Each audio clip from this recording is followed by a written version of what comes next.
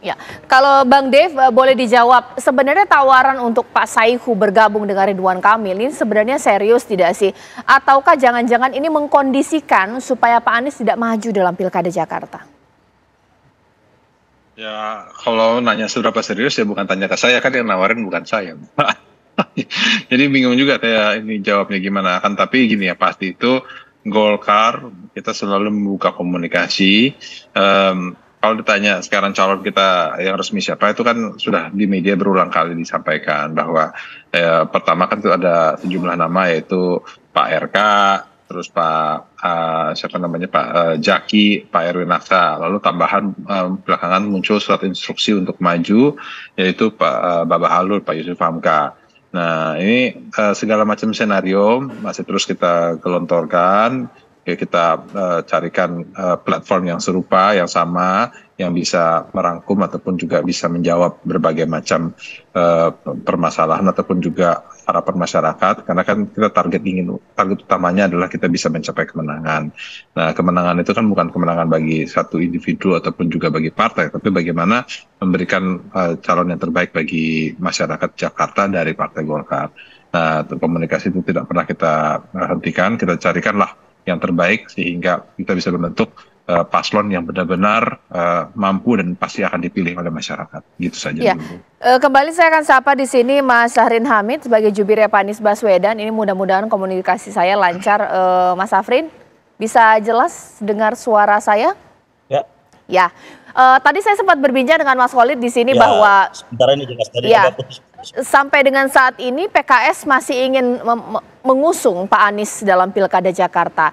Tapi ada tenggat waktu 4 Agustus lewat, masih diberikan perpanjangan extra time. Bisa tidak Pak Anies membawa 4 kursi supaya memenuhi syarat untuk maju dalam Pilkada Jakarta? Serius juga tidak sih Pak Anies, bagaimana?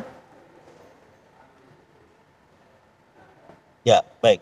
Yang pertama tentunya apresiasi kami kepada partai-partai yang hingga saat ini telah menyatakan dukungannya atau mendeklarasikan Mas Anies sebagai calon gubernur, yaitu Partai Nasdem, juga PKS, dan juga PKB yang sudah kita tahu bersama. Yang kedua, bahwa sudah ada komunikasi tentunya sebelumnya antara PKS juga dengan Nasdem, dan juga terkait dengan waktu yang mana Partai PKS telah mendeklarasikan Mas Anies dan juga Mas Sohibul Iman. Dan memang deadline itu ada, dan sudah disampaikan juga bahwa Mas Anies ini menyampaikan persetujuannya terhadap terkait dengan usulan ataupun persetujuan tersebut. Nah, tentunya waktunya masih cukup untuk membangun komunikasi di antara semua partai-partai yang telah menyatakan dukungannya.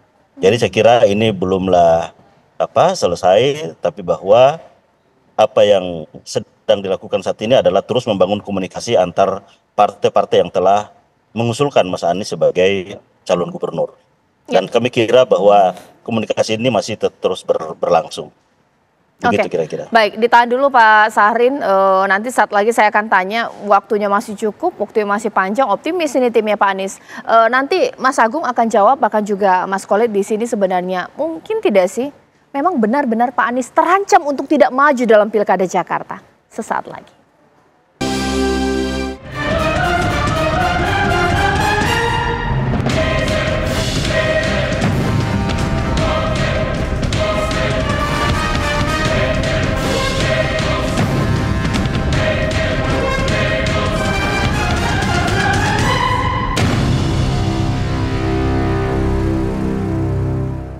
Mas Agung, banyak masyarakat yang percaya bahwa hubungan antara Anies Baswedan dan PKS itu sangat erat, nggak mungkinlah digoda. Tapi kalau pada akhirnya partai harus berhitung, karena masih kurang 4 kursi, mungkin tidak Pak Anies memang tidak akan maju dalam pilkada kali ini. Iya, kemungkinan itu mengemuka ya. Dalam beberapa hari waktu terakhir memang ada banyak arahan soal wacana Kim Plus tadi. Sehingga mau tidak mau Anies sebenarnya harus lebih gesit, lebih atraktif untuk mewacanakan hal-hal yang menarik agar tawaran terhadap PKS ini juga bisa menarik mereka gitu. Misalkan munculkanlah koalisi perubahan plus untuk menandingi Kim Plus misalkan. kemudian ya otomatis PDIP-nya diajak untuk berkomunikasi. Itu satu hal. Yang kedua, apakah Aniesnya rela misalkan dinaturalisasi menjadi kader PKS? Atau yang ketiga, misalkan Anies mulai mendeklarasikan wakil-wakilnya siapa, kalau memang tidak sepakat dengan Aman tadi ya, dengan PDIP, dengan PKB dan Nasdem. Jadi sebenarnya ada banyak alternatif, tapi masalahnya Kim Plus ini mendominasi dan Anies dalam beberapa hal terkesan pasif. Sehingga deadline yang 40 hari tadi terlewat begitu saja. Yang kalau udah bahasa Bang Sarin kan waktu masih lama. Iya, kalau memang kita melihat pakem Pilkada Jakarta yang selalu last minute management.